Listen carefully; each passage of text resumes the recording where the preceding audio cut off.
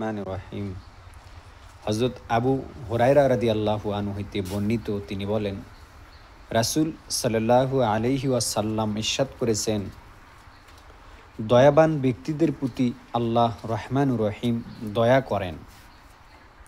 অতএব তোমরা পৃথিবীবাসীদের প্রতি দয়া করো, আসমানে যিনি আছেন তোমাদের প্রতি দয়া করিবেন।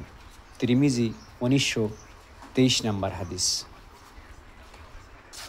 পৃথিবীবাসীদের প্রতি দয়া মানে সমস্ত প্রাণীদের প্রতি দয়া করা,